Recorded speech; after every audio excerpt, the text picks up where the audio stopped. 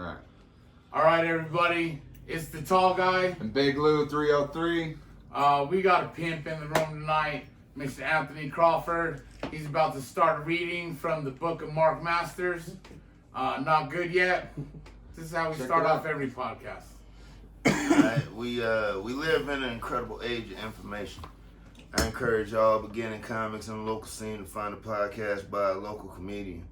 If you're as lucky as I was with Talking Shop by Anthony Crawford, you can consume years of materials in weeks and get up to speed on your scene like Neo in the Matrix, learn to fly a helicopter. Faster than that should be possible. Nice. Yeah, little shout out for you. Oh yeah. Little shout out for other people. No, you were just talking about that last night. Yeah, man. He was. He said he's saying that being good on Facebook and all that jazz and promoting yourself, that's like the cheat code to getting yourself out there nowadays. Yeah, you don't have to go through all the doors. It is. Yeah, dude, there's a bunch of guys I noticed 4 years in that when they come into town, I'm probably opening up for them. Damn. You know what I mean? That's because they have millions of followers. Yeah, they can actually have a draw. They can do that. You know? I don't know. I think we got like 7 hits on the podcast that's behind us. But it's fun. I like it, dude. I like sitting here, talk shit, burning a little, chilling. You know what I mean? Okay. I really enjoy your podcast too. No, I'm glad you brought up Talk Shop right away because I watched a lot of it, and I watch. You know, and you said there's 60 out there that nobody's seen? There's over 60. Damn. Yeah, I would. That's probably that's probably a wealth of fucking knowledge. That's like the fucking the library of in fucking in Egypt and Alex, shit. you mean the Library of Alexandria? Yeah, I can't think. I'm really high right now. Yeah, I know. You always start off that way. Exactly.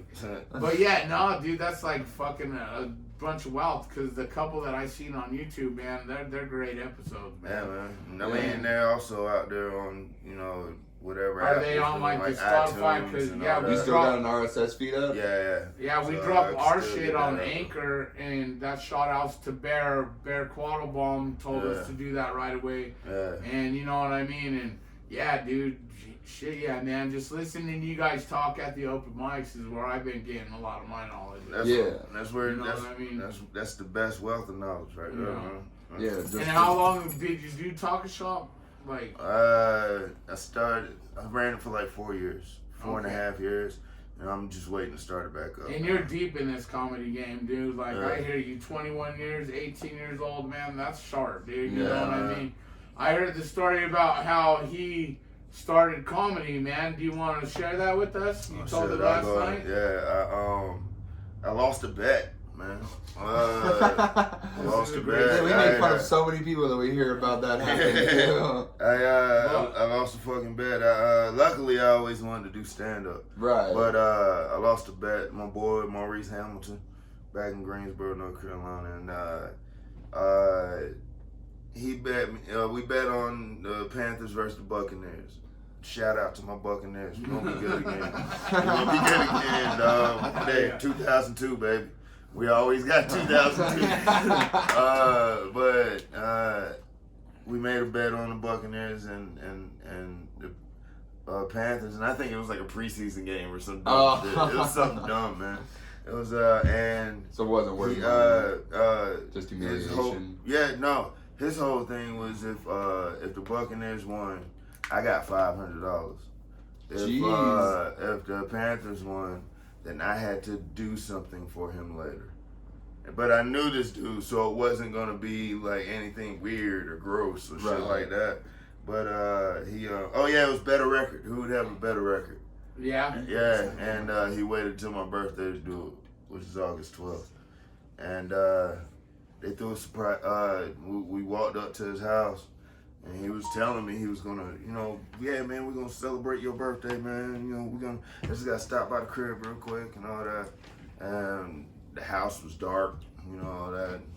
He was unlocking the door. He was like, by the way, you still owe me, right? For the game? Yeah, and I was like, yeah. He was like, all right, I'm about to get that now. And he opened the door, and surprise, there was like 60 motherfuckers in there. Oh, and he was like, y'all move. He's got to settle this bet. He's got to settle up.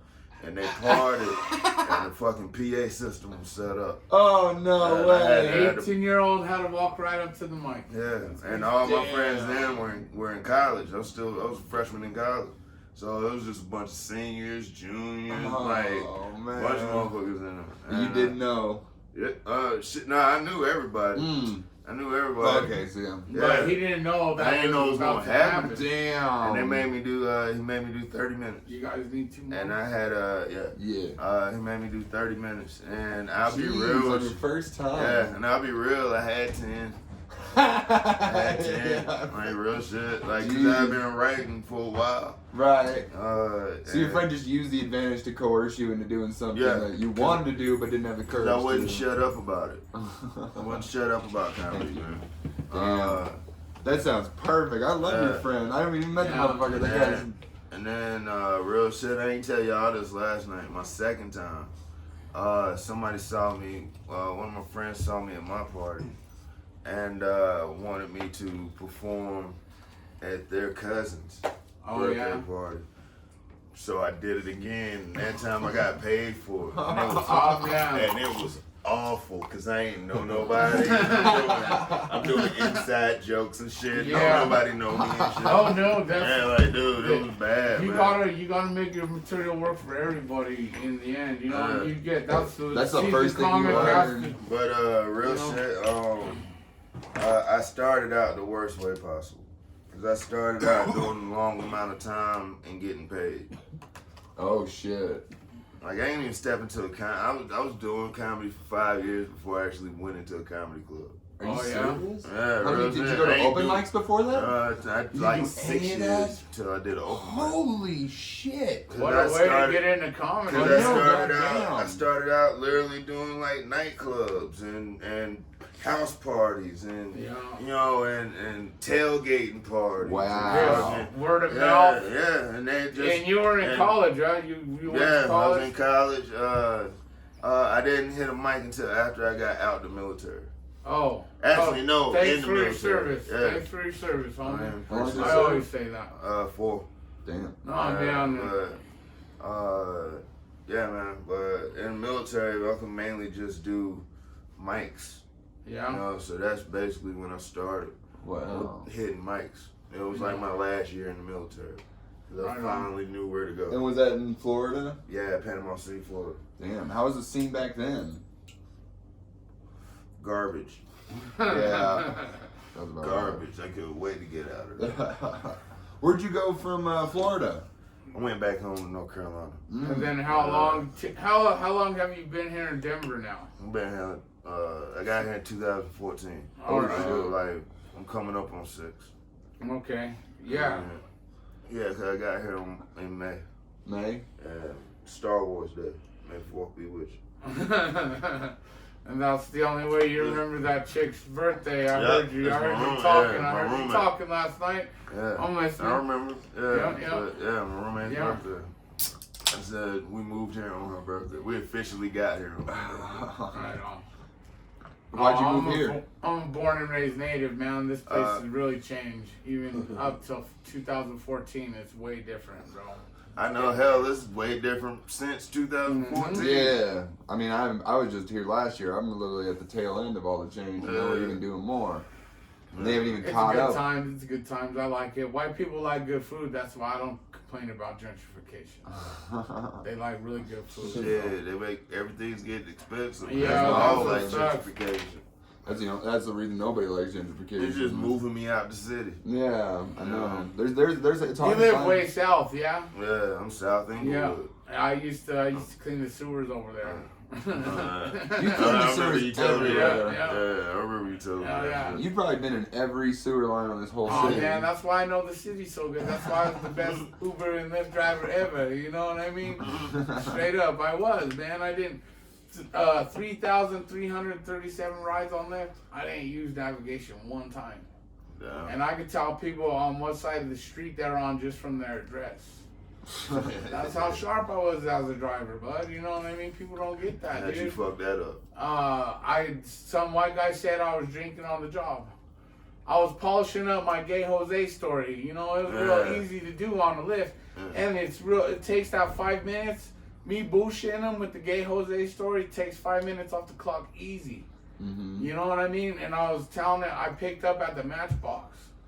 And this white dude was drunk as fuck. Him and his old lady, they had like 6 bags of wine. You know what I mean? They was fucking toasted. I was telling the gay Jose story, and the guy kept going, when does Jose suck your dick? I was like, he doesn't suck my dick, bud. You know, it's a cute little gay story, bud. You know what I mean? Just let me tell it to you. Your old lady's having a good time laughing back there. Just shut the fuck up. And then I started back to my story. When does Jose suck your dick? And I was like, he doesn't, so fuck my story, bud. You know what I mean? He doesn't suck my dick, so I guess my story's not cool enough for you, guy. And then he started saying, you're drunk. I was like, motherfucker, I know you're drunk, bro. And I haven't drank for fucking 5 years, bud, so I got offended. Yeah. And then he's all, fuck you. And I was all, fuck you, white boy. I pulled over at 7-Eleven, dropped him off. I'm sitting there writing a scathing review on Lyft for this motherfucker, and he called me a dirty Mexican, but I almost got out and whooped his ass. Jeez, you know what I mean? But I just rolled up my windows. I finished my scathing review, 1 star. I only gave 2 people ever 1 star. What the fuck the other guy do? Fucking, he pissed in my car. And it wasn't Phil Corridor, bud. See, so when Phil peed in my car, I was like, this is just another day for Big Lou, bud. You know what I mean? I had like 5 people pee in my car, bro. Fucking year and a half I drove. Why do I sit in that $250, car? dog. Fuck it, dude. Let them piss in your car, bud. I clean it out gangster way. You know how you clean out fucking pee out of the car and beer out of the fucking floorboards and shit?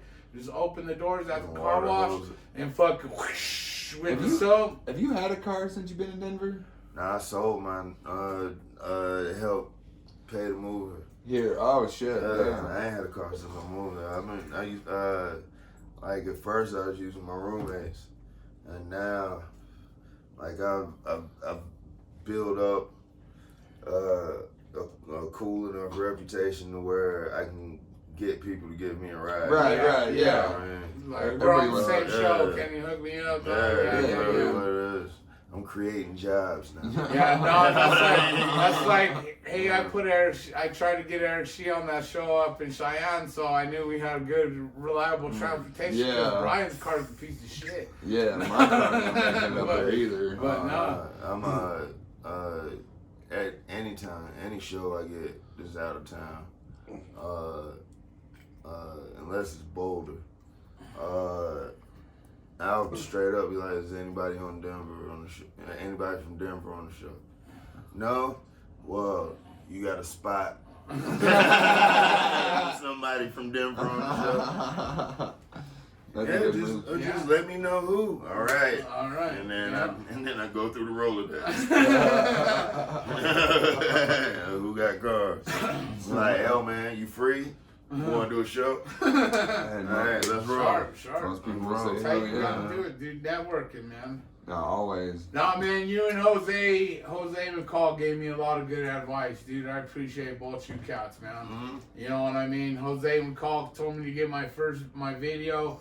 He's like, when you do get at Comedy Works, he's like, just buy it and stuff like that, dude. He's like, for sure, get it. He's like, because then you can send it out. And that's how we got that Wyoming gig. His homeboy put a post on Denver comedy scene. I shot him that Rosa Mariposa up north, right? She shot it right back to me. I sent him my video, and we were on the show up there, dude. It was a pretty tight little show, bro. It was killer. Yeah, first out-of-state gig. It's only 30 minutes outside the border, but shit. Fuck, road comics, I guess, right?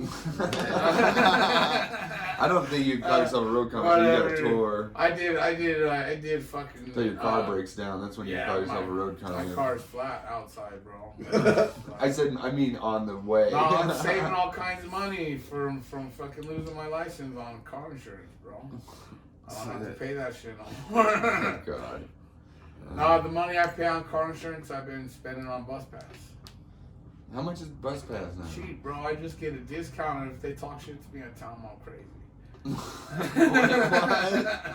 I get an all-day discount for $3. I go to fucking the Plasma place in Arvada. Then I'll go to fucking Thick Skin downtown on Mondays. It's real sharp, bro. $3 the whole night, but I could be all woozy. You know, everybody's all fucked up on the line.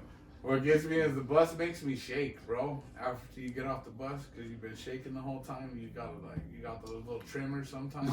Oh no, that might be drugs. Yeah, I was gonna say. Even when I'm not on the drugs, bro, that fucking makes me a little. That 5-minute ride makes me fucking fiend. You can just smell the drugs being done in the air when you're in a bus. Man, some girl tried to give me meth getting off the bus. How do you just get meth all the time? Dude, it's people think that's like, you know what I used to get when I drive Lyft was hey, you know where the drugs are at? It's like, do I look like I do drugs? You know what I mean? Yeah, you do. I guess so. I am a Mexican, I guess. Dude. It's not the Mexican part. It's No, just the it way is, you look. dude. It is, bro. I'll tell you what it is, dude. Now, when I first moved here, everybody always asked me if I had weed on me. Yo, man, you got some weed to sell? You got some weed? And I'm like, motherfucker, it's legal. Like, Yeah, why would I? Go get it. You know what I mean? Like, no, and why do you? Nah, I'm fucked right now. I'm fucked right now because my ID's got void in it, bud, so I can't go to no weed store. I get that. But this is when I started comedy. You probably don't remember, like you said, you don't remember the first year, motherfucker. No, that's when I started comedy with long hair, fucking Mexican Jesus style. Oh, dude, I tell motherfuckers fast too. I was like, dude, if I can't real shit remember your name, there's probably a reason. Yeah. You know what I mean? Like, and motherfuckers is funny right away. Sure, I maybe. Maybe. You know what I mean? You've seen like, so. I'm No, genuinely well, imagine I've how many seen- people you've seen do this shit. I go to so many mics, man. Yeah. Like, that's what bugs me when people come up to me and be like, yo, man, I just want you to, watch my set, let me know what you think and all that. And I'm like, all right, are you preparing for like a show or something? or a tape or something? No, like, I I just just want want to No, see it's what like my 14th you time. think about this joke. Yeah, just wrote. And I'll be like, all right. And then, like, I'll wait until they go up and purposely leave. Like, on purpose. Cause it's like this, man. As many times as many mics as I go to, I'm gonna see this joke a lot. Yeah. You know what I mean? Why am I gonna watch it right now? Yeah. This is the bullshit version. No, of it. that's like You trying to see if this is funny or not. I want to see when it's been worked on. Exactly. So I'll see it eventually. yeah. You know what I mean? But if it's memorable, then I'll tell you about it. No, Yeah. I'll tell you what I think Thursday, I guess. You know what I mean? It was funny. Brian Evans goes, yeah, Anthony Crawford shook my hand when we were leaving that New Year's Eve show. And I was like, he's like, he never, I don't even think he knows me. Just being polite. Like, dude, even like, I haven't been doing it all that long, like not nearly as long as you, but just like hosting an open mic, it's that same thing of just. Oh, dude, it's brutal, man. Yeah, and people get mad when I go out for a cigarette, and I'm just like, dude, I've seen everything you've done. The thing, like, and don't get it twisted.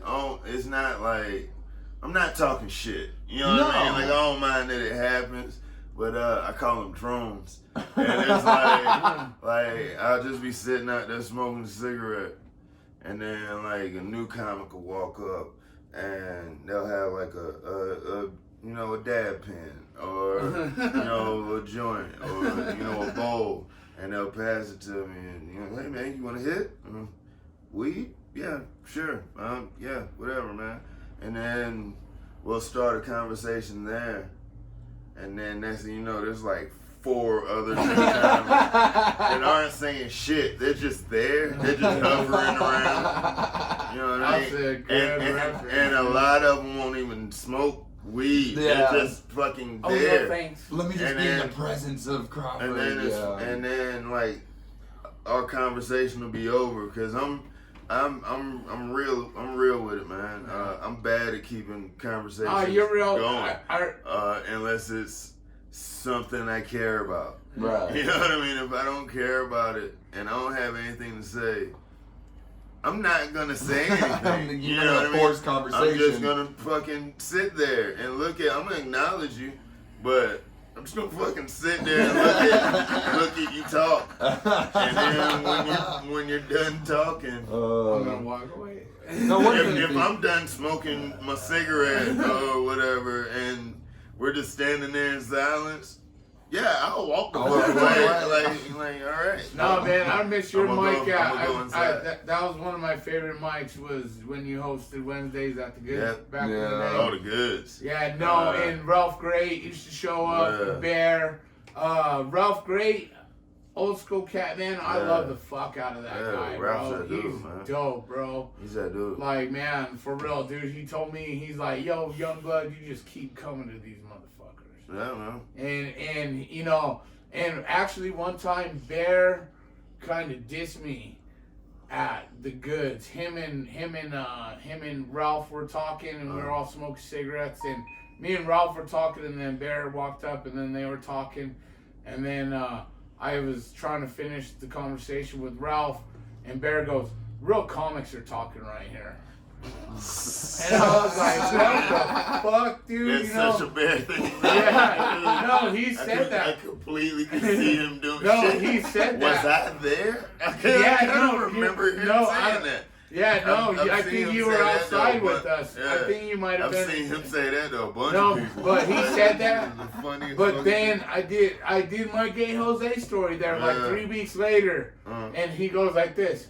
He came up to me, shook my hand, and he goes, "That was real good." And that was pride for me, dude. Oh, yeah, man. From him saying, "Real comics are talking right here." You know what I mean? To fucking saying, "Dude, you did good." You know what I mean? I was like, shit, I guess fucking if I would, you know, just fucking getting that handshake. How is Bear? How is Bear? Is he doing all I right? haven't heard from him in a while. Yes, I man. haven't seen him in a long time, and the last thing I know is he got sick or some shit. Yeah, I know he's good with that. Yeah, But I cool. think he's just been working like a Working, motherfucker. yeah, that's cool. Yeah. Well, I can only imagine the medical debt he fucking incurred on that shit, dude. Yeah, no, and He's got to have a college he gave me debt some amount good of money advice on that. because, like, I was testing the waters. I was writing jokes, but all the little jokes I write are kind of corny, you know, like dumb quips and stupid stuff. And then Bear just goes like this: "Be dirty. If you're gonna do it, do it, Do dude." it. You know what I mean? And that's when I said, "Fuck." That's why I won fucking thick skin with the karate chop my dick joke, bro. Because I went dirty. You've been doing it for so long. How different is your material now than it was like when you started? Like obviously it's different, but I mean like the I've style. changed so many times. Kamilian, Like real shit. No, real shit. Kamilian, that was just a totally different. I was kind of a dick. What the fuck was Kamilian? I've never heard this shit. Kamilian was my first stage name. Real Because I shit. disappear. No, real shit. Kamilian goes back, dude. It goes back. I got in 4th grade. Teachers started it. Cause I was dope in spelling bees, man. I was dope in spelling bees. And they were hype about me this year. And it was like, yeah, he has a real chance to, you know, to make it to nationals. And 4th grade, made it to regionals in Atlanta. And I had just smashed a word, dude. Never heard that term. In Yeah. That's smart people talk. No, it was like, it wasn't, it was chrysanthemum. Chrysanthemum. That's it. Yeah. That's a word I and can't a spell half. And it's a flower. Yeah, and I fucking smashed it. It was like, I remember being hyped. I didn't even need to Going say back it. How old to were that. you then? Yeah. How old were you? It's 4th grade. 4th man. grade, So, alright. so shit, what, 9? Yeah. You know, 10 with them. And then my second word was chameleon. And I genuinely had never seen that fucking word before. I knew what it was. Yeah. I knew what a chameleon was. But I had never, and I had went through the motions, you know, where it come from, you know, all that, and none of it made sense. So I was just like, well, we're gonna spell it how it sounds and go for it. And as soon as I said K, I remember looking at my teachers going, and then my teachers literally went. I remember that. They threw their hands in the air like, what the fuck? What the fuck? And I was like, K. And it was, and I spelled it Kamilion.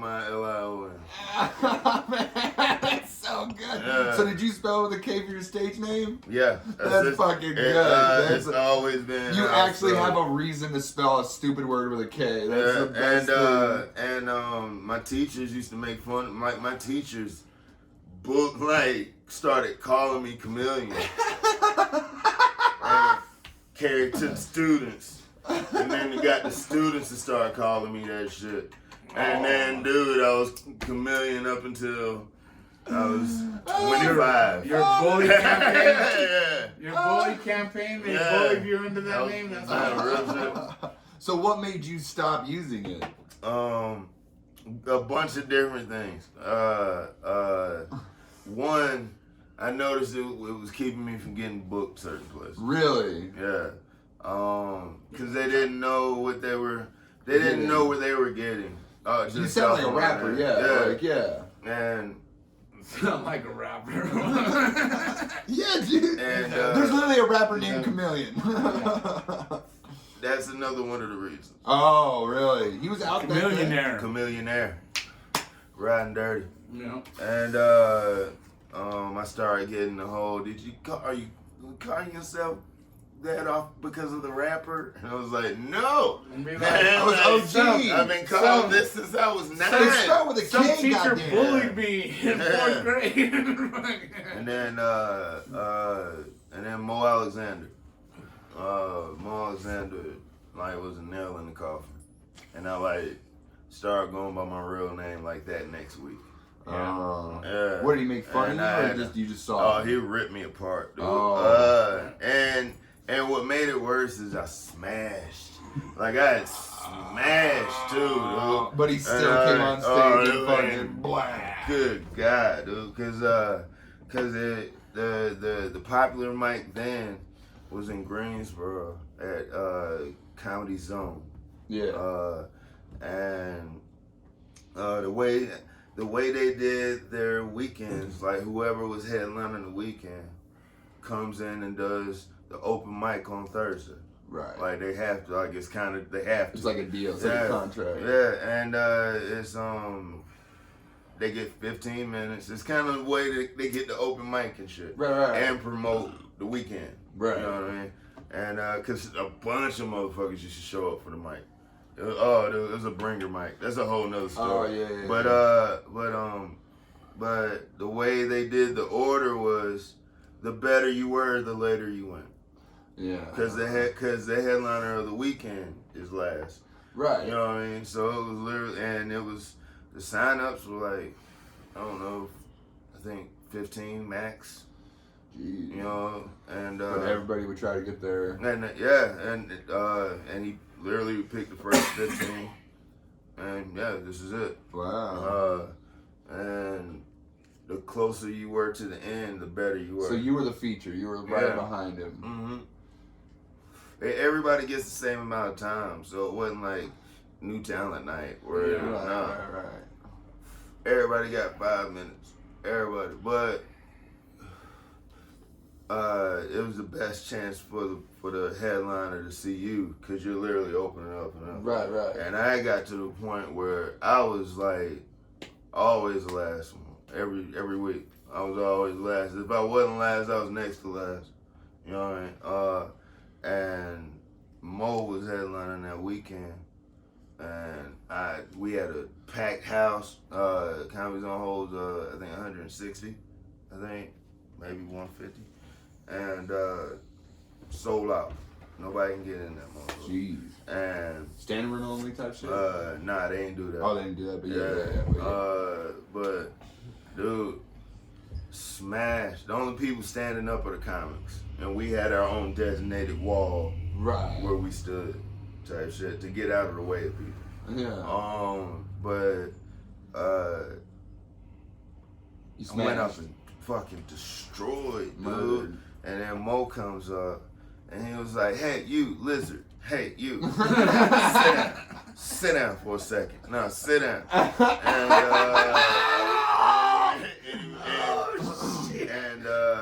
And there was an open bar stool right there, Because nobody sat right there. That's normally where like either the bartender or the main waitress would sit.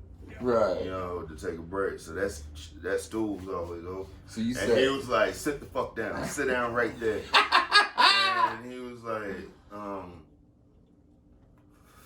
like, give it up for Kamilian. Fucking Kamilian. Really? And then he just went off. Oh my God. For 10 minutes.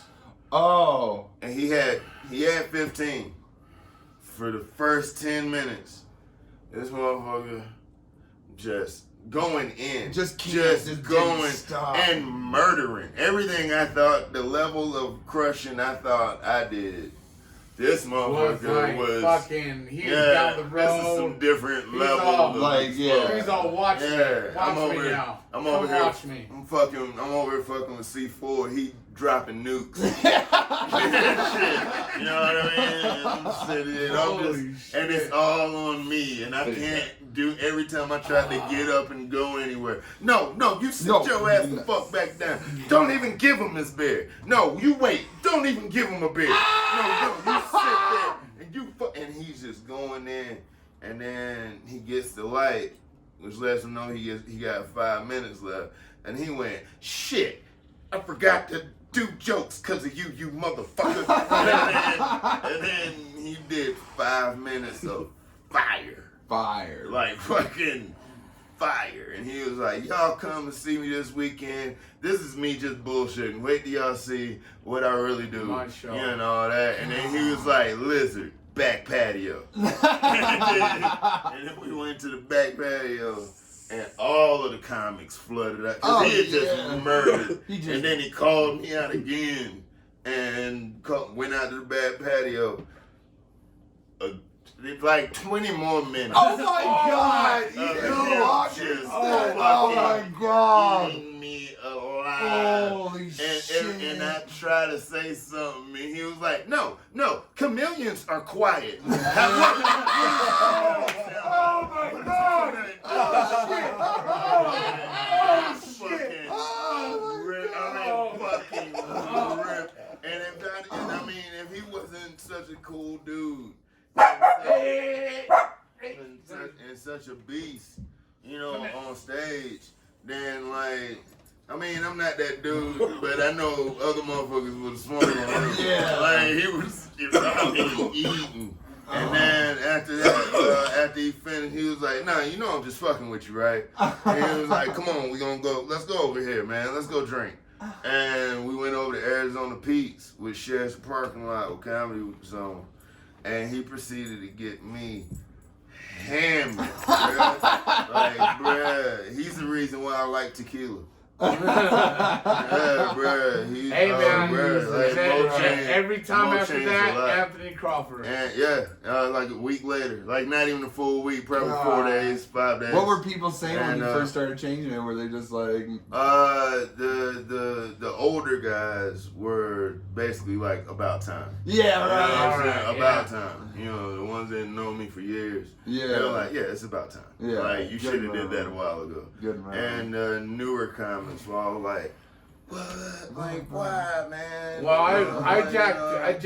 You're Kamilian, bro. And it sucked because I had to start over. You know, motherfuckers didn't know me as Anthony Crawford. Everybody knew me as Kamilian, so I'm trying to go do shows again at these places that I used to do all the time, and they're like, who the fuck is Anthony Crawford? And I was like, Kamilian. He was like, oh man, well you gotta put it in quotation marks or something. I was like, nah man, fuck all that. Nah man, don't nobody know Anthony Crawford. But you stuck to it, you didn't fucking bow down to that shit, that's good.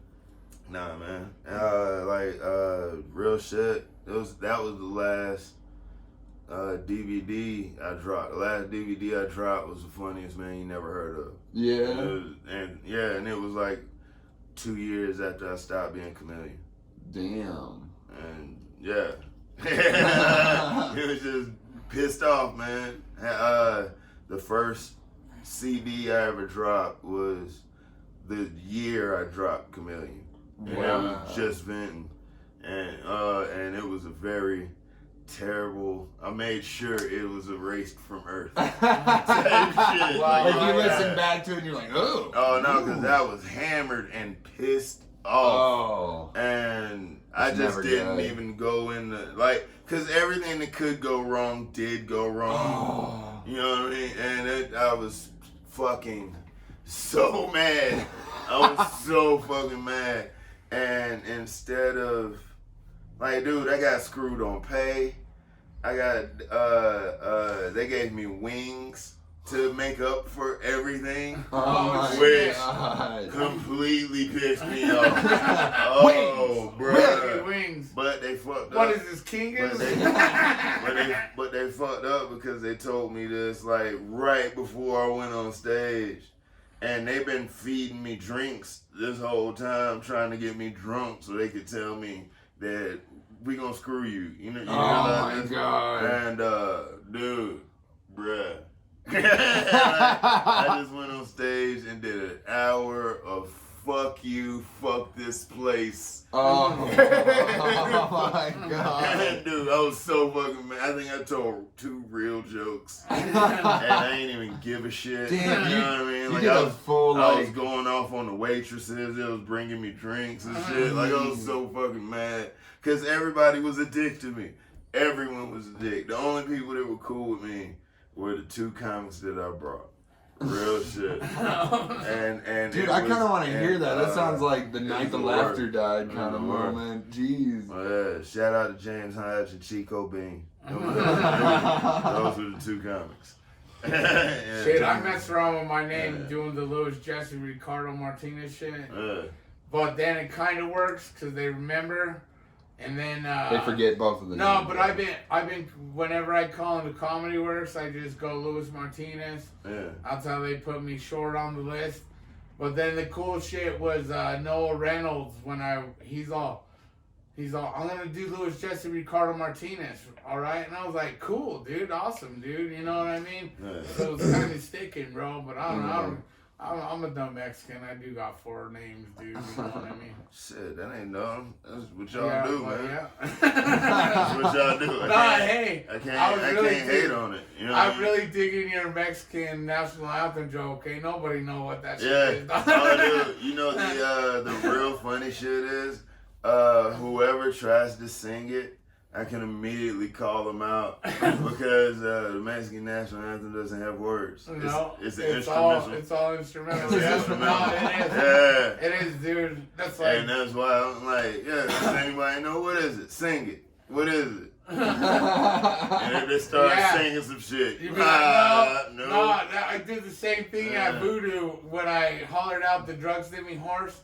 Some guy goes, yeah, right. And I've been waiting for it, and I go, Google it, motherfucker. You're gonna get fucking drug sniffing horses at Coachella, motherfucker. I was like, pull your phone out and Google it, bitch. You know, and then I went on with my set, you know, and then I got the call back in the Gay Jose joke to the drug sniffing horse, you know what I mean? So yeah, dude, fucking, this comedy shit's fun when you fuck with it. This guy was telling me this. He said when he came to Denver, he already had his headline sets, all this shit. He's been doing this shit for a while.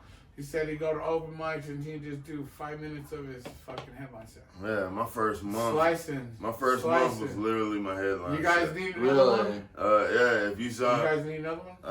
No, I'm good. All right. But yeah, my first month in Denver, every mic you saw me at was literally just a piece of my headline set. You know what I mean? Yeah. But it was just, my whole thing was like, the main reason why I moved to Denver was stage time. You know, right. I knew I can get mad at stage time. I found that out when I came to visit. And I didn't want to go to LA because it was expensive. Right. You know? Plus, I knew if I was going to LA, I was starting all the way over again. At least, and I mean, same here in Denver. Ain't nobody know who the fuck I was when I moved. Right. But it was a small enough scene, but like big enough, but there's good enough people. It had enough respect around the country to where it was like, all right, make it, make a name for yourself in Denver. That word would travel, and so it was I just went to everything. I went to as much shit as I could. I counted how many open mics I did.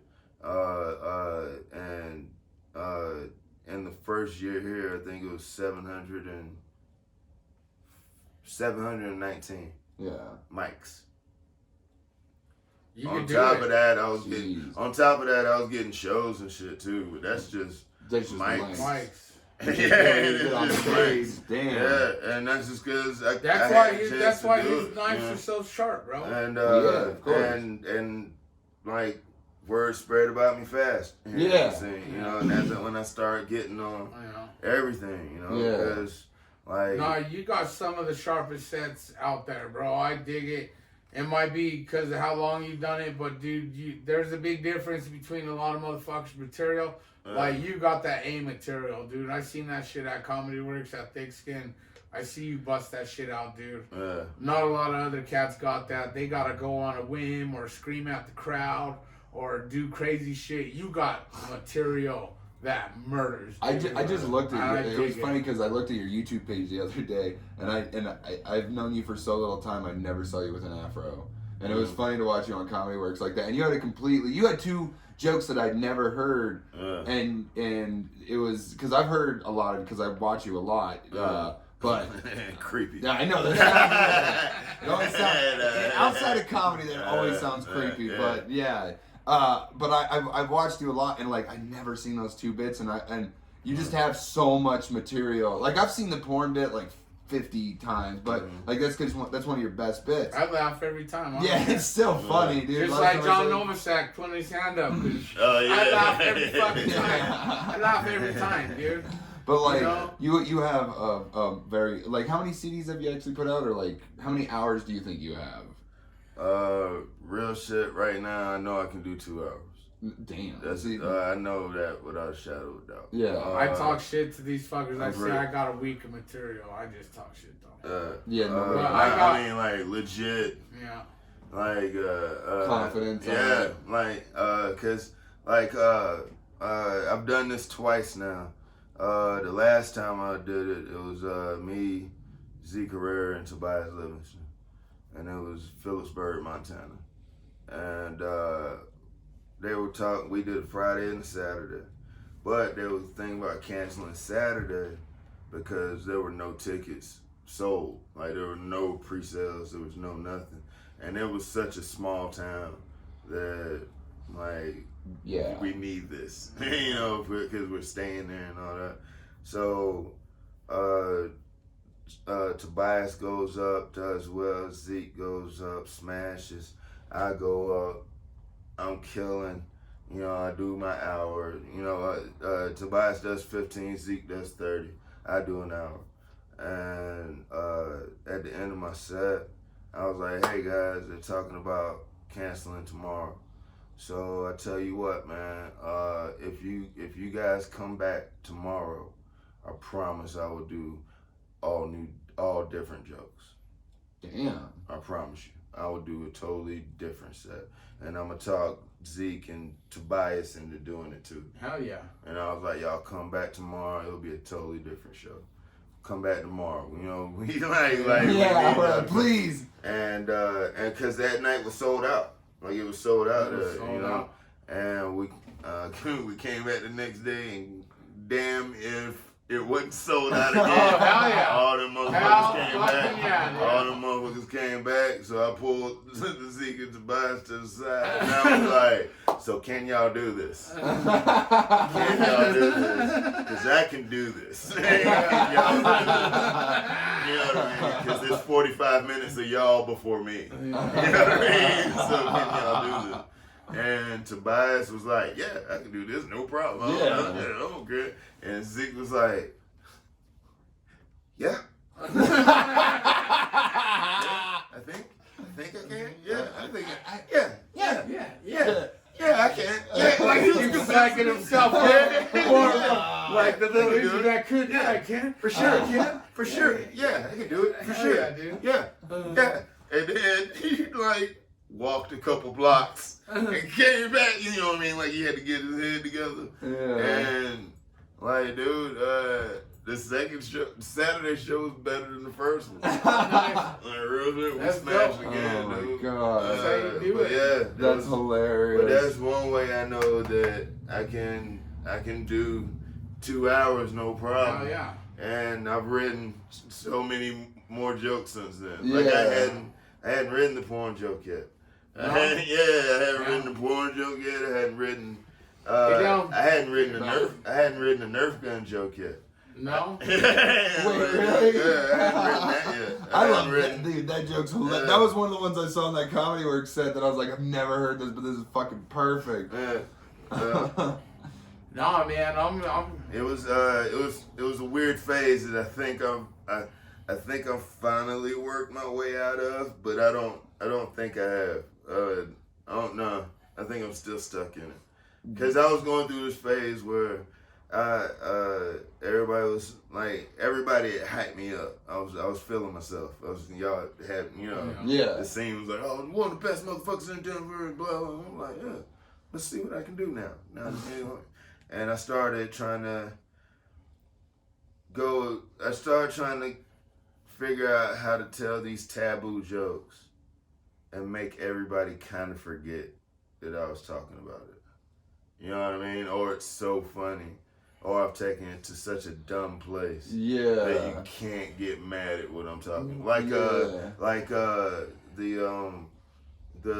drug in the girl, the putting the positive thing in a girl's drink. Yeah. You know, I literally wrote that during the Cosby shit. And it was just like, how can and so many people are making these Cosby jokes and all that. Everybody's making these Cosby roofie, pop. And it was shit. It's weird. I want to put something positive in girl. And it's going just the weirdest direction with it. You know what I mean? Like the Nerf gun joke. Yeah, that's literally a rape fantasy. That was one of the things I was thinking about is that like I forgot that it was even like a rape fantasy until you bring it up again where you're like, dude, that's the best way to bring an introduction to rape I've ever had. Until you said that, I was like, oh yeah, this is all like a fucking. And I've dropped that line since then. It's just, that's like it's hard talking. Sometimes it's like you were like, your drug shit's bad, like that. And I've heard you say that to motherfuckers, but then I was like, how can I make the drug shits more fun? Yeah, fun. And that's when I came up with the cocaine dabs. Yeah. You know what I mean? And I did that on that one show, I Don't Think So, Honey. I was like, you kids are doing drugs wrong. You got to do 50 dabs a day, and then Thursday, Friday, Saturday, you got to do cocaine dabs until you get your dick sucked or your pussy ate. And like the craziest thing was after that show when the two little gay dudes come off stage, they ran up to me. Oh my God, cocaine dabs? You had me in a cocaine fever. That's great. She's like, the dude was like, you keep that up. You know what I mean? And I was like, that was like the first time it hit, and now I use it in some sets. Or I don't say that I smoke crack. I say, yeah, I do cocaine dabs on accident. You know what I mean? It's way funnier, dude. You know what I mean? It's weird because I'm always trying to do a weird spin on like stuff that's going on. Always like I try to make it like just have fun because that's what I'm trying to do. That's like once I came up with that joke, I just try to make most of the stuff. That's why I did like I have shooter stuff where it's all about like betting on it. Like y'all don't care because everybody has an indifference to everything, and I feel that like. And I'm just trying to write these jokes that show that, but make it fun. You know what I mean? And it's this weird part. And when you're doing stuff like that, because I've seen you like, it's always fun to watch you offend people, because then you'll just lean more into it. Because they gotta understand how dumb I'm going with this. No. That's another thing I picked up on from Anthony Crawford is like, he'll say the thing, little punchline, get a little bit of response. I don't think you heard me. Punchline again. Listen, motherfucker. You know what I mean? This shit's funny, you know? And then they start like, oh man, and then you go right into the how this is so fucking funny, dude. That's how you get them. That's it. You know how to grab a crowd. This guy's a fucking vet, homie, dude. That's how you gotta watch. like he says he watches you, I kind of watch you too, but not in a bisexual way. Like you know what I mean? But no, dude, you're really good, and I noticed your stage presence, all that shit. But that repeater, man, bam, bam, bam. That's like I was messing around with you at Brianna Bigelow's thing. I kept repeating it, and then Vanderplume goes, "I don't think we heard you," so I hit it one more time. For Vanderplume, you know what I mean? I remember That's how it goes. Oh, do you have your Magic the Gathering cards on you? No. Oh, man. I should have had you bring them so you could teach us how to play that shit, dog. It would have been a tutorial for the end of the episode. Oh, I'm good right now. Next time, bro. Alright? No. Yeah, man. Or maybe talk a shop, bro. You teach me and talk about how to play fucking, whatchamacallit, Magic the Gathering, dude. We're so deep on talk a shop when it comes back. Because I never actually got into that one. I was like more of a Yu-Gi-Oh kid, and then I just got out of that, and we never went farther. Hey, that's not going to high school in the late '90s, bro. People played that shit. You went to college. I bought one Magic the Gathering pack, and my stepmom called it the devil and threw it in the washer. It's because you're a dumb Mormon. College is where I got. College was the only time I got cool. Oh you yeah. know what I mean, that was the only time I could say I was. Other people thought I was cool for some fucking reason. So like in college, I wasn't playing Magic that often. But yeah, high school, well, fuck yeah. High school, yeah, no, they played that shit in the lunchroom all the time. Middle school, shit, yeah, man. Cause so what's the attraction? And he was Did smart. you ever play it? He Have you was ever smart, played bro. He was in the spelling bee and shit in 4th grade. Yeah, you know I'm a what nerd. I mean? Yeah. Yeah, no, dude. Nerd, He reads. I barely read, bro. Did you start? Was it like everything else where you started out with something small? Like, did you do Pokemon cards back in the day or anything like that? I'm before Pokemon. Yeah, man. this is way before. What was before Pokemon? I remember Magic the Gathering. Magic the Gathering's that old? Fuck yeah, Damn. dude. I didn't Magic the realize it was Gathering that old. started in the 80s. Oh, Yeah. okay. See, I didn't even realize No, that. bro. Maybe Anything about 70s. this. No, it started in the 70s. Yeah, it started in the 70s because it So was was it like a Dungeons and handheld Dragons but with Dungeons cards? and Or Dragons. Totally different world. Oh, okay. Totally different now. No, I don't know but anything about it, that's that's why I for never- comparison. Yeah, but comparison the only thing that I say is both have their own books. Like they have Magic Gathering and Dungeons and Dragons. It's like a textbook size. Yeah, but you don't need that for Magic the Gathering. No. Magic the Gathering is just what's the whole basis of the game is what's the quickest and most efficient way I can kill you right now. Yeah. Oh, okay. You know what I mean? And it's And you just got a a deck. dumb little. You got manas that power up your monsters that are in your deck. You got you got hit points, right? The players got hit points. Mm-hmm. I used to try to play it, dude. Like we used to play at Random High School right up here. You know what I mean? You still play it now?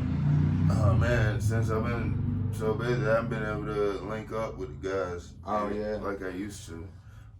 So like real shit, it's been like 4 months or 5 months. Man. Well, at least you're busy. Like my cards got dust on them. Oh man! But I'm still a beast. I mean, see, my nerdness is in other areas. Like I can play video games like crazy. So this guy can only play racing games. Yeah, I play simulation like games with a wheel and stuff. Like that's another whole different level of nerddom. You water down. You play Final Fantasy 15 on PlayStation or Xbox? 15. No, I don't think I played that. It's nice. It's so cool, dude. The games now are over the top. Man, I'm trying to remember if it was 14 or 15 I played. It was probably 14. I don't know. Was it still turn-based or no? Turn-based? Yeah, it's 14. Yeah. So 15 plays like Kingdom Hearts. Oh, okay. Yeah, where it's more on And action. man, I put like 370 something fucking hours on that damn game. But Jesus. like that's when I first quit smoking fucking cocaine dabs. You know what I mean? I fucking yeah, no, for real. I quit, and then right after that, I started doing Lyft, and I started doing comedy, dude. Real shit. Dave, my level of video game nerddom. One of the games I still throw in every now and then is Skyrim. Oh yeah, no, I still I got I'm trying to find every place. And I'm that level, dude. Like I'm trying to find the glitch areas where you can. No, I'm just literally trying to find every location. Because I know there's a trophy for that. No, I don't even care about trophies, but I play Skyrim so much. I'm 2 away from getting the full trophy on Assassin's Creed London, the London one. I just gotta go to 2 towers, and I gotta play 2 more missions about it. I'm 100% platinum. I platinumed Final Fantasy 15. That's what's up. Yeah, no, you gotta fight this giant turtle. It takes like 4 hours to fight this fucking turtle. See, I'm one of those guys in Skyrim. I start like 15 characters, and I just play for like 20 hours on each, and then just keep on moving on. Because there's so many mods now, you can do so many different playthroughs. I platinumed the first Borderlands. Yeah. Oh. I haven't. There's a couple that it's like I'm missing like 1 or 2. Man, I could freak you guys out. I could put my homeboy Ron shit up on PlayStation right here, dog. This motherfucker is a gamer level, almost 20 something, almost, dog. He's got like 16 fucking platinum trophies, dog. He did all the BioShocks, and he's only had his PlayStation for like I think 3 years now, bro. Yeah. So all these games that he platinumed, all these games he platinumed was games he fucking platinumed on Xbox already, bud, when they first came out. God. So he went back and platinumed them all on PlayStation just to fucking do it. So. Oh my god. Dude, my homeboy runs off the chain, dude. The only game I've ever platinumed is the first Red Dead. That's the only game I've ever done. But that's PlayStation 3. It don't count. I'm about to say the God of Wars. I got all the God of Wars. Yeah, I platinumed. But PlayStation Ascension, 4, Ascension. I platinumed PS4 Ascension.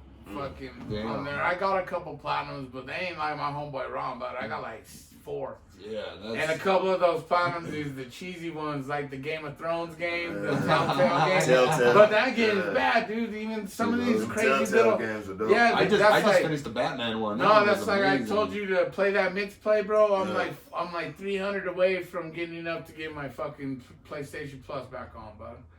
You know what I mean? So fuck it, dude. That's like I gotta play the stupid pop slots. I switch games so much now, dude. Yeah. Like there's one game this lasted like maybe a year or 2.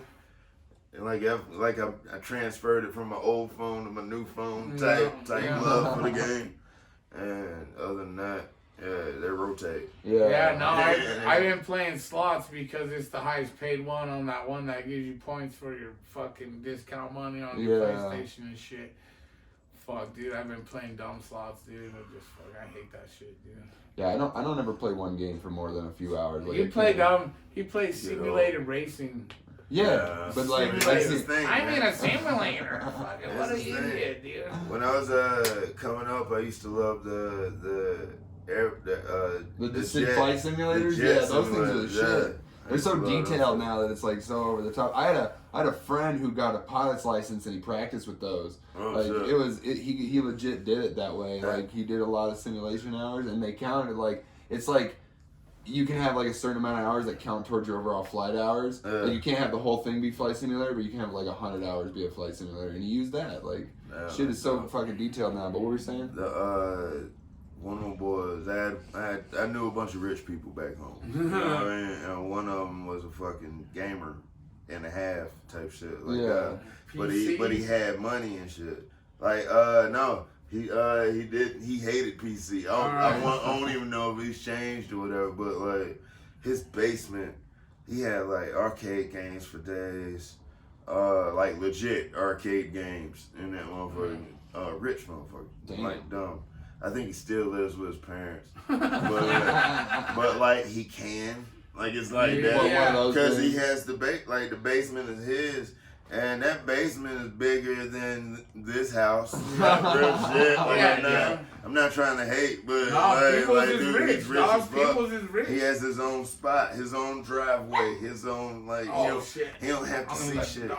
Yeah, he don't have to see shit. He don't have to see his parents. You know, like yeah, it works, dude. But yeah, man, got everything. He owned the Neo Geo. Oh, Blew my fucking mind. Oh my god. Yeah, but there was a controller that came out. He was all about having a controller and all that. Right. And it was like 137 button. I knew it was that, but it was like a legit.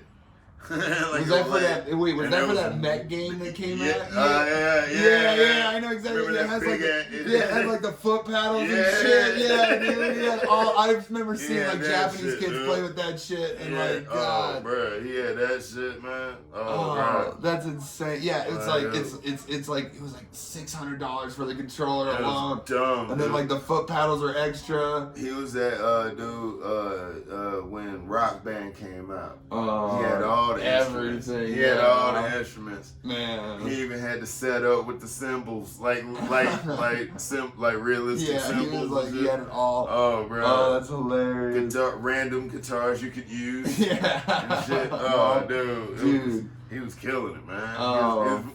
He was that rich dude that was nice to know. Yeah, you know right. What I mean? You were glad to be friends with him for sure. Yeah. Oh man. A bunch of rich dudes like that. His little brother. I wonder if that ever happened. But his little brother wanted to be EOD in the military, which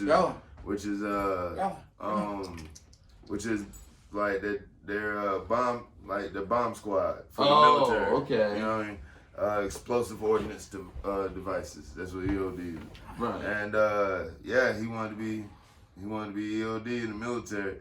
So he like knew how to make explosives. And every 4th of July he would do like very dangerous shit. And there'd be a bunch of us out there.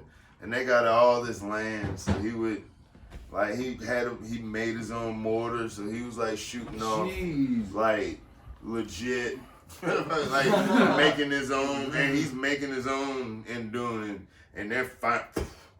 And then it's like some shit you see at Broncos Stadium and shit, you know, like, and he blew up his pier one year, like, cause they had a little pond and a pier. Yeah. Dude, he was, oh shit, run! And, all right, here we are. And he blew his fucking pier up. Oh my God. I didn't know rich people, but I worked in rich ass people's houses. Oh no. Doing tile. We worked in the airs of deep rock water, bro.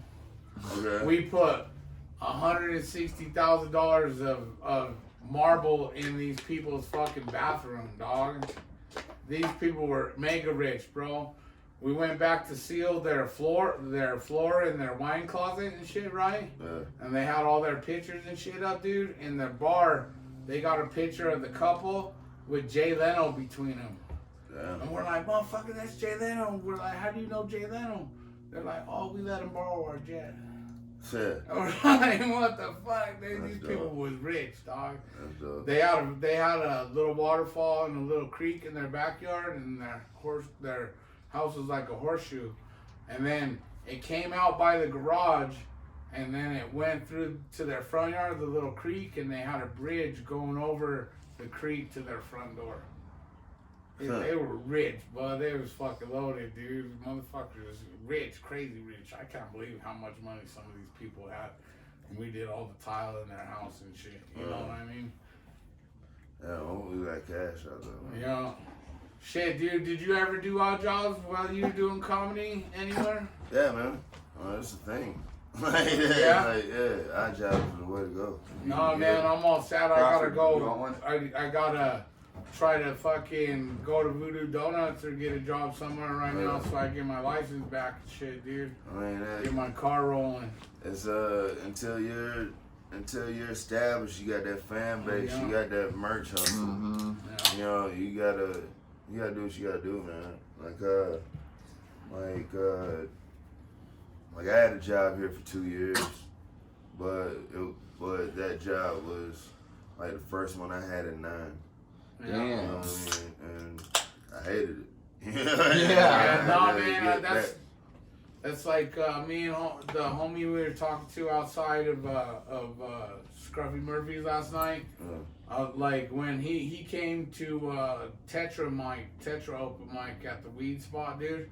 And he's like, well, because I was hosting it, he's like, how did you get into this shit? And I was like, yo, man, I hurt my back about 6 months ago, and I started going to every open mic every night. That's why I could see you. I probably did about fucking 300 mics, you know what I mean? In a year, for sure, you know, in my second year, when I started going, you know, and now I'm going Monday, Tuesday to Comedy Works to sign up on the list to, you know what I mean? Because, you know, and the first time I got up to Thick Skin, those fucking lights up there are bright, homie. You know what I mean? I'm not going to lie. I'm not going to front or nothing. Those lights are bright, bro. And then when you got the confidence to do it, dude, you know what I mean? It's a different animal. It's different. I mean, the only time I really ever went up on Thick Skin, I just shotgun jokes out because I just didn't. And plus, I didn't think I was going up. It took so damn long that you just like, you know, you get that like mode. You're like, man, I'm never gonna go up. And then you stand there and they call your name, and I just went out there and just shotgun jokes at them. I wrote this in my notebook earlier this year. In the front of my notebook, it says, "Cool, calm, walk out there." Fuck it up. And that's what you gotta do every time. Every time you go out on stage, even at open mics, every time, bro, you gotta be like that. You gotta be like, cool right now, walk up there, I'm gonna fuck it up tonight, dude, no matter. Do you still give yourself pep talks or anything like that? Nah. No. Yeah, that's over. What year did that stop? He's already trained himself, bro. He's like 36 chambers, and we're puppies, bro. We're still puppies, tall guy. I don't care if you got 5 years in it, dude. You got 1 year here out of Hicktown. It's only true. The last time I got nervous before I got on stage was probably 11 years ago or some shit like that. It's always been more I get anxious. Like I'm ready to. Yeah, you're ready to go. Out there. Like I'm, like come on, shit. Put me on. Like real shit. That's the worst thing about headlining. That's the one negative thing. Yeah, it's just waiting to go up. Yeah. It's like fuck. What time is it? Shit. Man. How much time? Who's going up? Yeah. Shit. Who goes up before me? All right. Fuck. How much time are you doing? Fuck. Shit. There's no more. Yeah. Oh, dude. And that's what sucks about some people's shows, man. Like not hating. I like being on. You know, I like getting booked and all that. Yeah. But sometimes it'll be like, dude, how many people on this show? Yeah. Fuck. How much time is everybody doing? Like, god damn. Man, yeah, we were on the opposite end of that. Doing it so long, you're not tired of the game though, are you? Hell no. No. It's total lifestyle, I think, dude. You start getting into this shit, and it's like, man, this is like, for real. After, you know, doing it, seeing you, like I told you the other week, bro, we're in competition at Thick Skin. I don't care. You beat me twice now. You know what I mean? We're in competition, but that's how we gotta be, dude. You want me to give you a dumb stat? Nah, dude. Yeah, I do. I think I've been on Thick Skin 9 times now.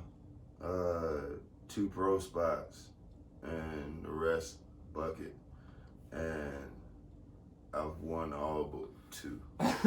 All right, I've been on 9 times and I won once. Yeah. Fair. Just saying. But you know what? You know what? You Twice I had really good sets that I almost bought, and they were nights that you went up and you killed it. Yeah. Yeah. You know what I mean? And Who won those 2 times you lost? Do you remember? One was Callan Reese, and oh man. Can't.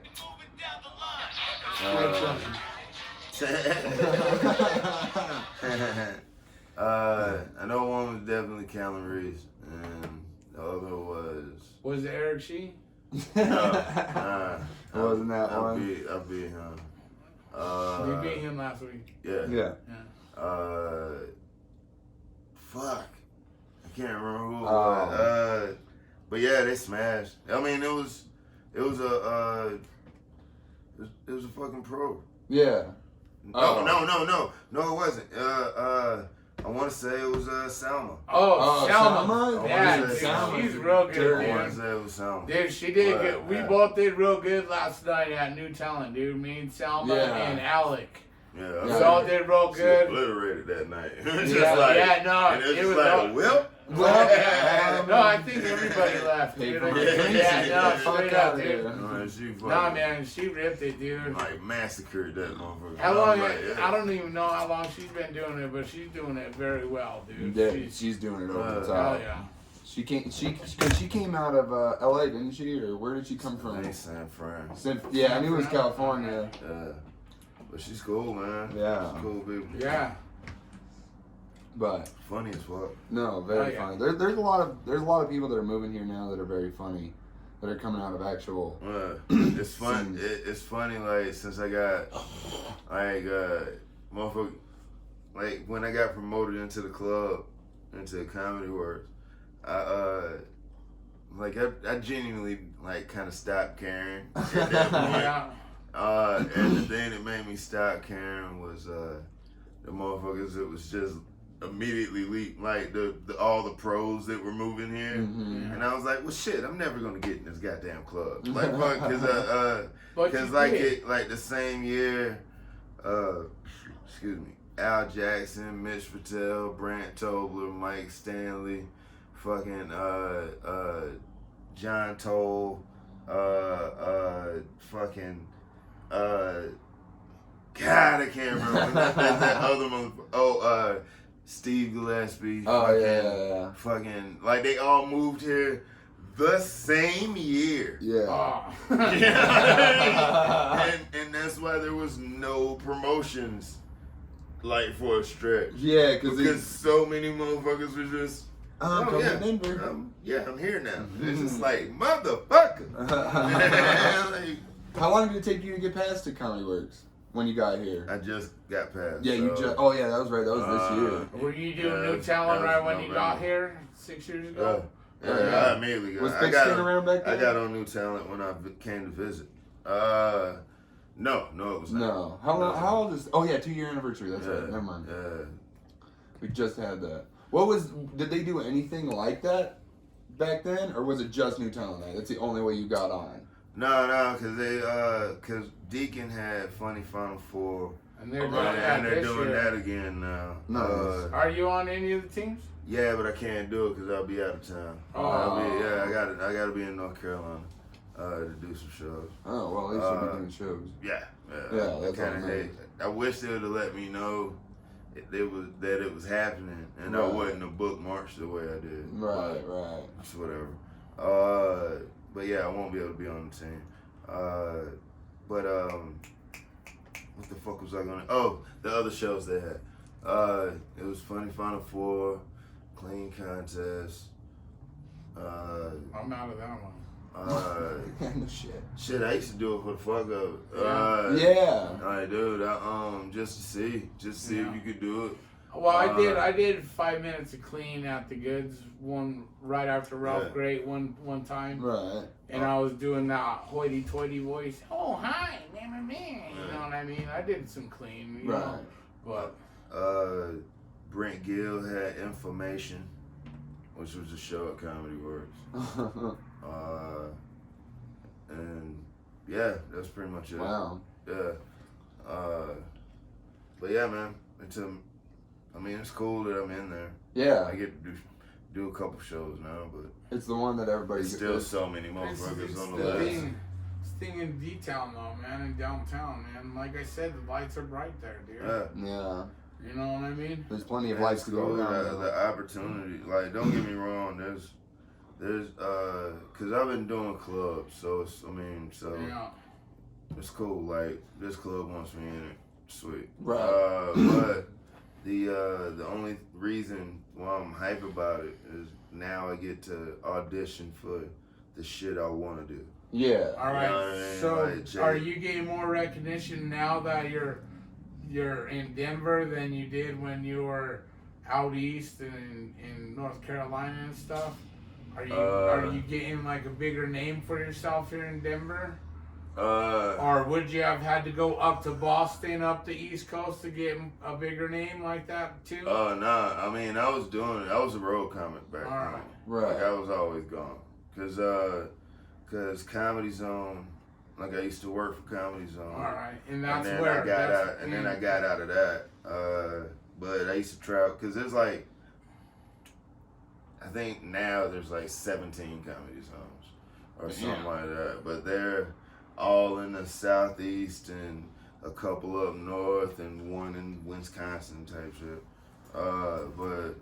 And then worked for a couple funny business and all that. But I was always on the road, still doing nightclubs and private parties. Were you paying rent back then with your shit? Yeah.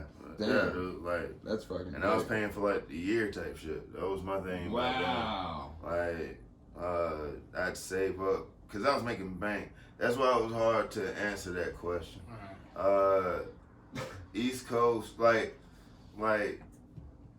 as far as being recognized, it's probably about the same.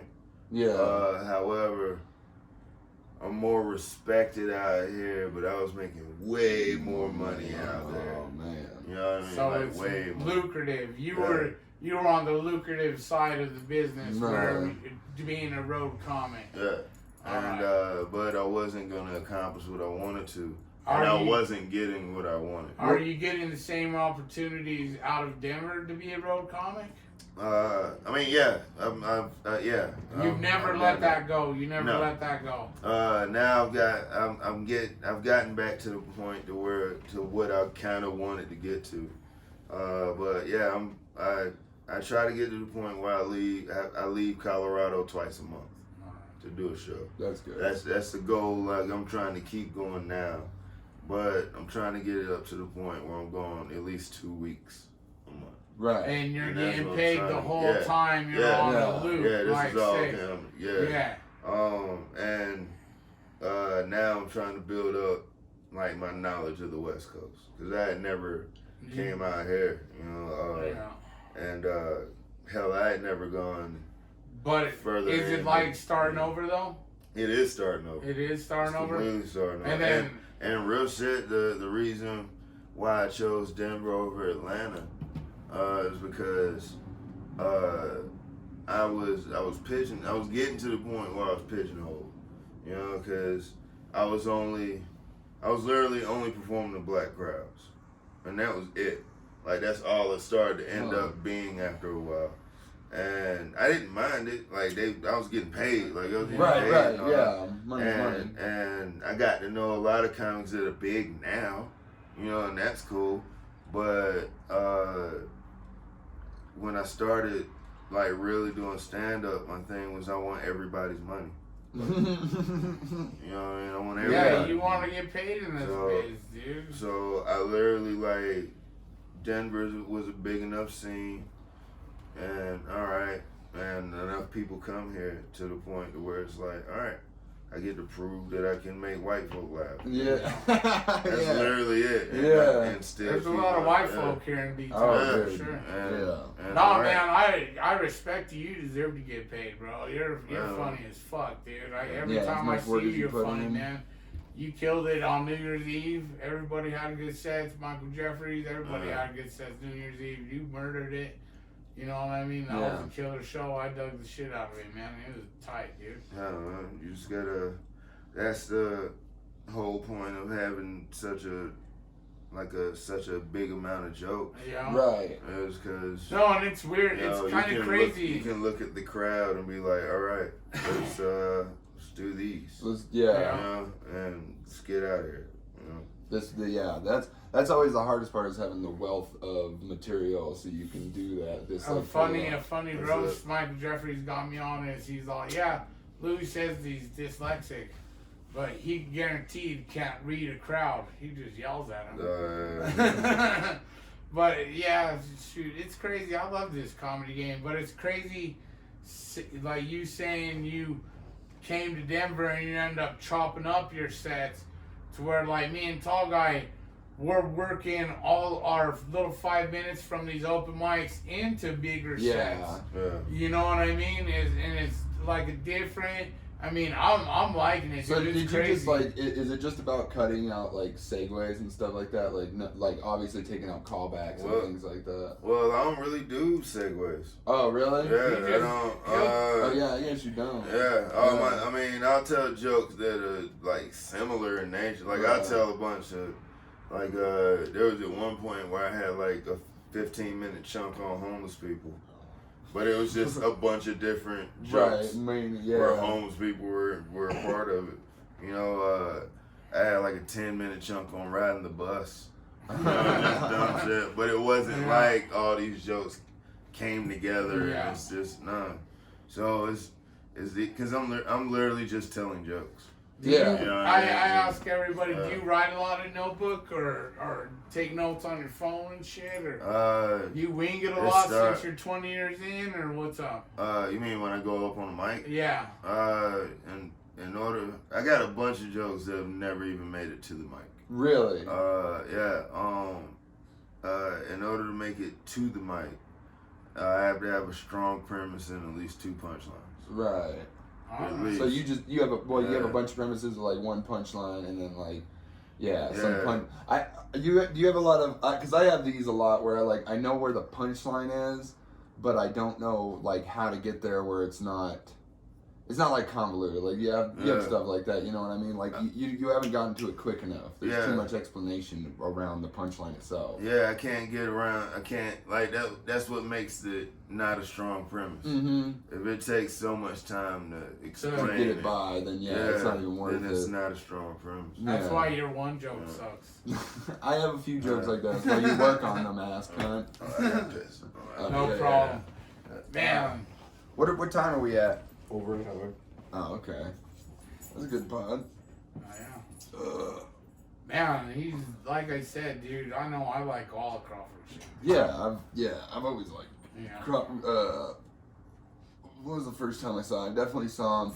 I remember when he used to do the goods when he did that glow stick. Like he would glow. Oh, get him, Bella, get him. You're ending the podcast barking out of that was the best part. That's why I loved Quaddle Bomb so much. He had the best game on that. Where Quaddle Bomb, he would just be like, all right, say the conspiracy, just like yell out a conspiracy. No, I love that so much, dude, because I love conspiracy so much, dude. Nah, dude. He had a Quaddle Bomb conspiracy is dope, bro. Everything. Yeah, nah, dude. And then real comics are talking here, tall guy. No, Quaddle Bomb. Dude, that was the shit, bro. That was one of the funnest times. That was the last time that I really got to talk to him was when we were high on acid, and we went to his thing. Yeah, we were out by the and I just remember just being like, because I saw Sam go up beforehand, and he just did so bad because he was just so over the top. And I literally on acid. Yeah, and I literally went up, and the first thing I said was just, you guys ever do acid and think it's a good idea to do comedy, and then you watch the person before you do it? Oh my God, there is a lot of cross when it comes to all this. Nah, this comedy game is the best, dude. I'm glad we got. It's one more of the addictive best than on drugs. the I'll tell you that much. Jeez. I can't stop doing this, but thick skin tonight. Thick Skin's tonight. Thick Skin Wednesday. I'm pretty sure all three of us will be there. Yeah. And then, we'll hit up Anthony, see what he's got going on as far as shows, and we'll probably wrap this whole thing up. Yeah, you know probably good. Oh. We were just talking about the time we did Acid before Chorito. It was Bear was hosted the mic at Violet's venue. Yeah, that was always the. I always loved when you guys did it the good. You had that little game with the conspiracy theories. Yeah, that started at Devon's. Glow. Oh yeah, Harrison was just telling me about Devon's. It was like a crazy place down there. Yeah, man, it was my own. You can smoke ciggies in there. I dug the fuck out of that. Devon's is what I wanted the mic to be. You know, really? Like, it's what I wanted it to be. It's the one I miss the most. Yeah. Yeah, but I miss 5280, but bitches be wilding over there, dude. I just liked it because it weeded it. Devon's was to the point to where a lot of comics didn't show up. Oh, we was was talking about your roast there. Oh yeah.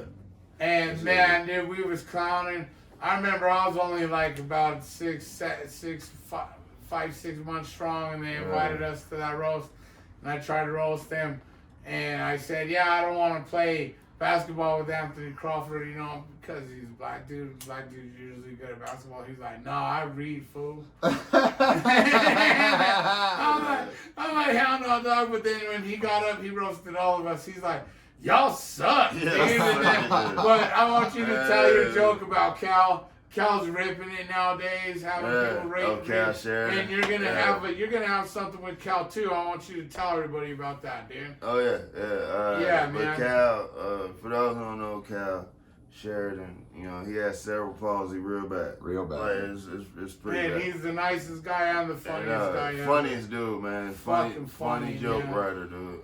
But his palsy keeps him from speaking, you know, like quickly. Yeah. You know, it's worse than a study. He can take a 1 minute bit and make it 5 minutes. Like, it's not. Yeah. So my roast on him, and I mean, and he, you know, it's you can't. You're not supposed to just roast somebody with cerebral palsy. No, he roasted you. In your defense, he roasted you. Cal goes up to the mic and he goes, "I like Dick Black." And walks off like fucking fuck Anthony Crawford. And I was like, I said, Cal Sheridan is like that VCR tape I still want to work. Come on, baby. Come on, dog. You got, dude. What I wanted it to be was like at Devins, the GM at Devins is John Harris, and cool ass dude. Fucking love John, but he got alopecia, so like no hair. He wears the black hat. Yeah. He wears the black hat all the time. Yeah, it looks like Uncle Fester, like all day. And he wanted to do a roast on him, and he was expecting more people to show up. Instead, it was just me and Bear. And Bear was like, all right, so how we gonna do this? And I was like, fuck it, line for line, let's go. Like battle rap. Get in there. And we went like roast joke for roast joke, all on John. It was all directed on John. Bro, we would destroy. Oh, dude, we was smashed. It's like it was like Mo Alexander on you. It's bro. Like one of my the one that what was it? I said well, I'm trying to remember because I remember right before Bear was like he looked like Les Luthor's less successful brother. And I came up and said something like he looks like the monk from the Da Vinci Code. And then Bear came up and said something else that like he looks like a vampire that hasn't figured it out. And then I came up and I was like, he looked like he just got unplugged from the Matrix. We were destroying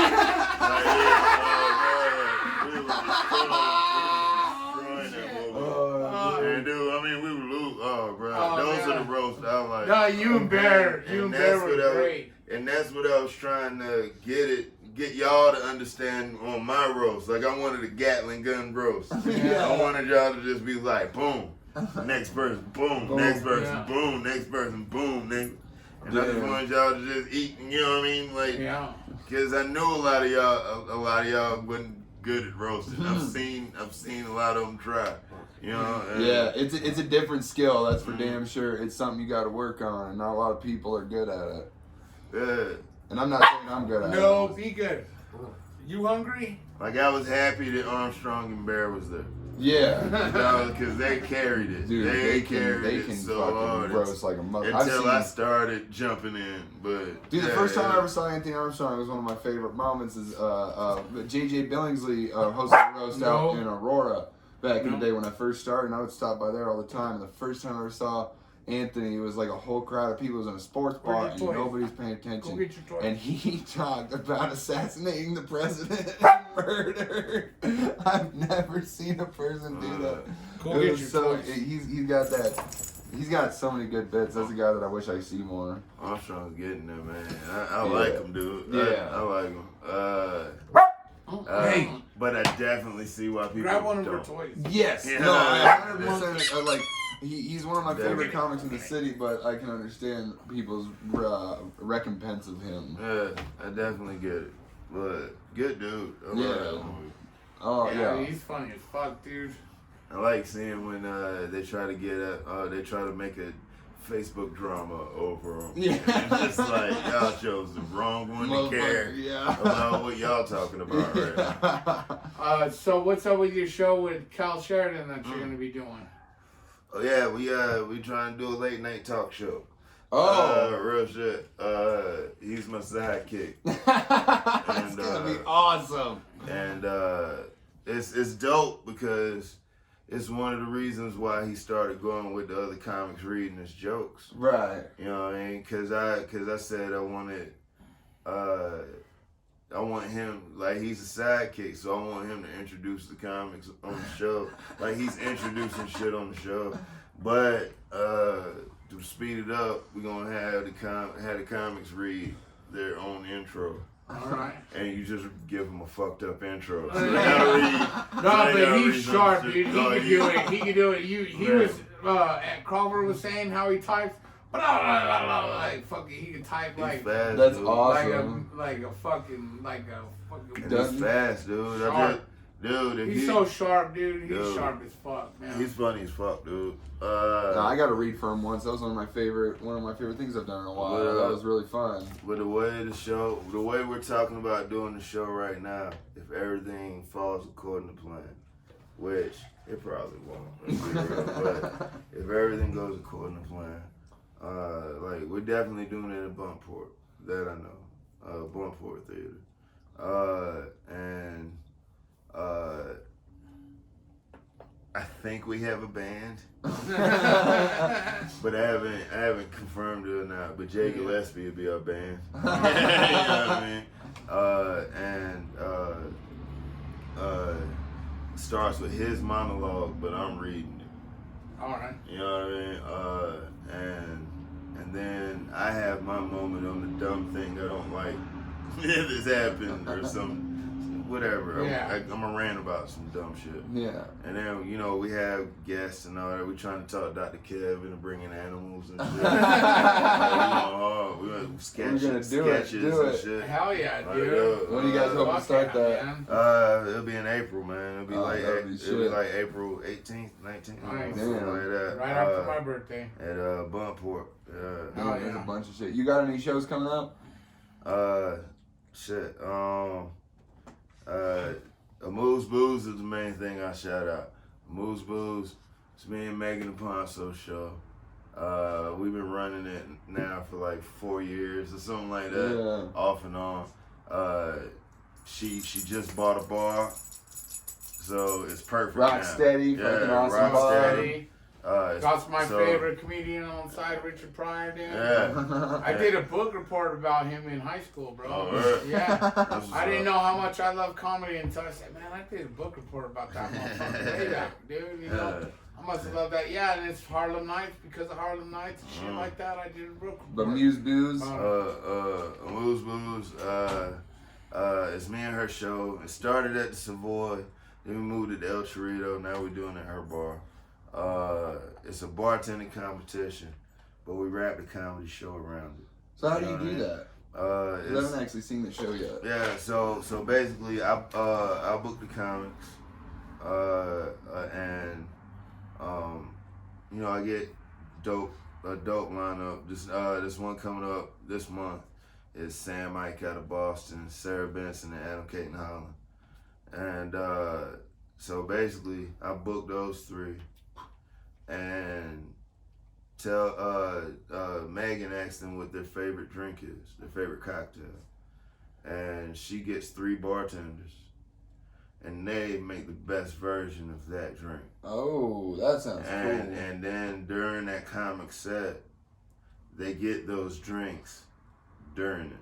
You know what I mean? That's you know what I'm saying? And it's spaced out, so they get them like depending on the like Caden Holland, for instance, he's doing 25 minutes, and so he's getting a drink like every 6. Oh shit! You know what I mean? Yeah. And we tell the comics they only got to drink enough to judge it, but we've got the crowd to the point to where they're like, fucking drink that shit. Don't be a bitch. That shit. Finish that shit. Finish it. I don't drink, but I would drink for that. Yeah. And so far, we've had a bunch of comics finish their drinks. David Bory is the first person to not only finish his drinks but ask for more drinks.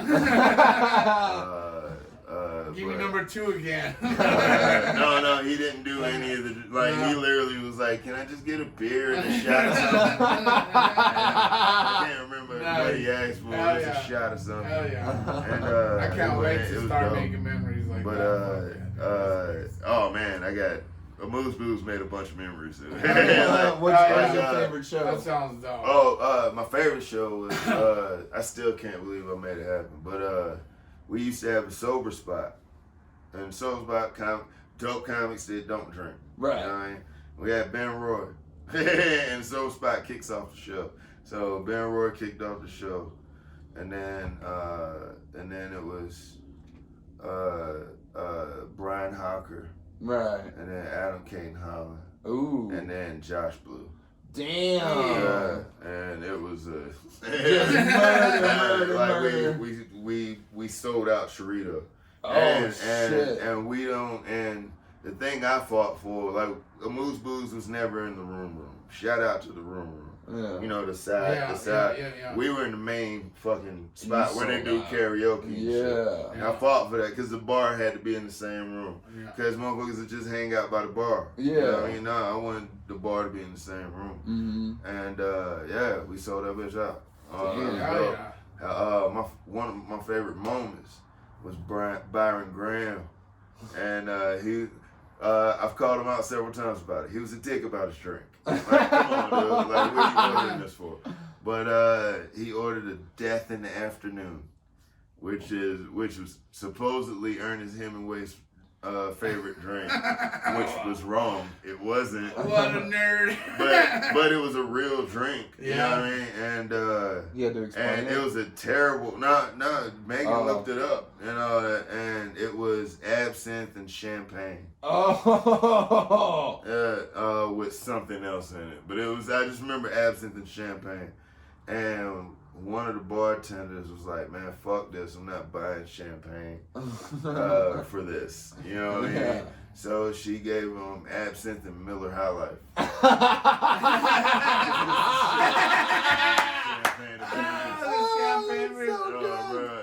I used to eat Vicodin and drink Miller High Life and go to school. and he fucking, she brought it up, and she didn't explain it. She just handed it to him and walked away. And he drank it. He took like a big gulp of it too, and was like, "Oh, that tastes like Mom left." That is one of my favorite fucking moments of the movie. Oh man.